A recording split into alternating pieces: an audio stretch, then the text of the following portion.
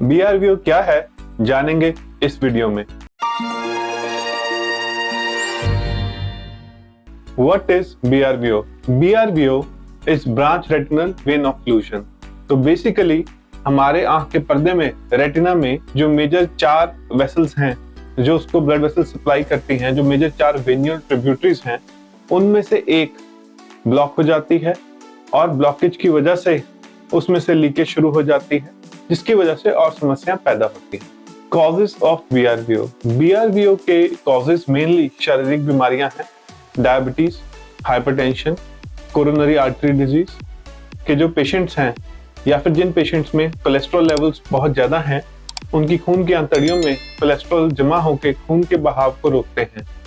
तो पेशेंट्स जिनमें किसी भी वजह से खून का बहाव रुक जाता है और आंख के पर्दे तक सही तरीके से नहीं पहुंचता है या पहुंचने के बावजूद खून का बहाव ठीक नहीं है, उनमें यूजुअली BRVO की दिक्कत पाई जाती है। तो BRVO का पेशेंट यूजुअली OPD में प्रेजेंट करता है और कहता है कि कुछ दिनों से मुझे कम दिख रहा है, या फिर कई मरीज ये भी कहते हैं कि आंख के सामने कुछ काला काला दिख रहा है।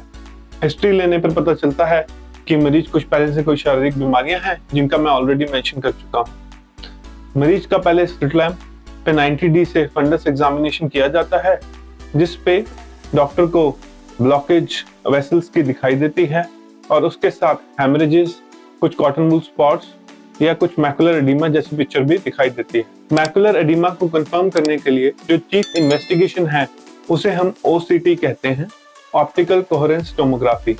तो ऑप्टिकल कोहेरेंस टोमोग्राफी करने पे ये पता चलता है कि आंख के पर्दे के सेंटर में, जिसे हम मैकुला कहते हैं, जिससे हमारी 70% रोशनी बनती है, उसमें कोई सोजिश है या नहीं है।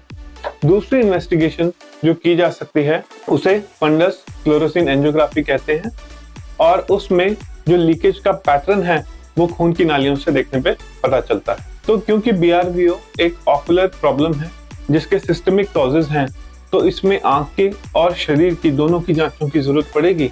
आंख की जांचें जो मैंने ऑलरेडी मेंशन की हैं, OCT और एंजियोग्राफी, उसके साथ शरीर के टेस्ट ये देखने के लिए कि मरीज को शुगर तो नहीं है, BP तो नहीं है या और कोई तकलीफ तो नहीं है, उनकी जरूरत भी पड़ती है।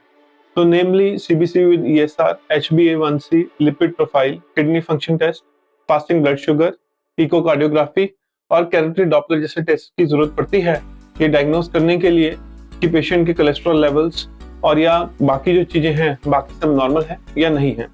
तो ट्रीटमेंट ऑप्शंस भी अगेन, क्योंकि दिक्कत दोनों जगह है, आंख और शरीर में, दोनों जगह की ट्रीटमेंट ऑप्शंस को हम सेपरेटली डिस्कस करेंगे। ट्रीटमेंट ऑप्शन पहले हम आंख की बात करेंगे, ऑकुलर कॉजेज की बात करेंगे। अगर पेशेंट को मैकुलर एडिमा है और पेशेंट की विजन का सब्सटेंशियल लॉस हो रहा है, 3 या 4 लाइंस मरीज कम पड़ रहा है उस आंख में, तो मरीज को anti-VEGF इंजेक्शंस की जरूरत पड़ती है। anti-VEGF इंजेक्शंस में बहुत सारी ऑप्शंस हैं, अवेस्टिन है, रेनियाइज है और पेगेनिक्स है, बहुत सारे ऑप्शंस हैं। अगर anti-VEGF इंजेक्शंस जब हम मरीज को लगाते हैं तो हम 1 महीने में एक्सपेक्ट करते हैं कि ये ऑलमोस्ट सोजिश रिजॉल्व होगी। अगर anti-VEGF इंजेक्शन से असर नहीं आता है तो फिर दूसरे इंजेक्शंस जो रेयर केसेस में यूज किए जाते हैं, जिन्हें हम डेक्सामेथासोन इंजेक्शंस बोलते हैं, ऑर्थोडेक्स के नाम से जो फेमस है, वो बहुत ही रेयर केसेस ऑफ BRVO में यूज किए जा सकते हैं। इसके अलावा कुछ केसेस में ये भी देखा गया है कि जहाँ पे खून की नाली ब्लॉक हुई है वहां पे नई खून की नालियां पैदा होती हैं, जिसे नियोवेस्कुलराइजेशन कहते हैं। ये नई खून की नालियां डेंजरस हैं, ये पर्दे को पकड़ के अपनी जगह से उखाड़ सकती हैं। तो अगर नई खून की नालियां आंख के पर्दे में पैदा हो रही हैं तो पर्दे के लेजर, जिसे हम सेक्टोरल पैन रेटिनल फोटोकोगुलेशन बोलते हैं, उसकी भी जरूरत पड़ सकती है।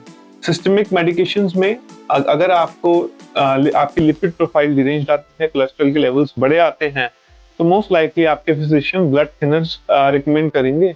उसके साथ डिपेंड करेगा कि अगर हाइपरटेंशन है उसके लिए दवाइयाँ, और अगर आपको शुगर की प्रॉब्लम है तो उसके लिए दवाइयों की जरूरत भी पड़ सकती है। Thank you for watching this video. If you are facing any problem, आपको किसी भी इस तरीके की प्रॉब्लम है, आपको कम दिखाई दे रहा है या आप डायबिटीज या हाइपरटेंशन के मरीज हैं और रिसेंटली आपको कम दिखने लगा है, तो हॉस्पिटल में जरूर आइए और कंसल्ट करिए।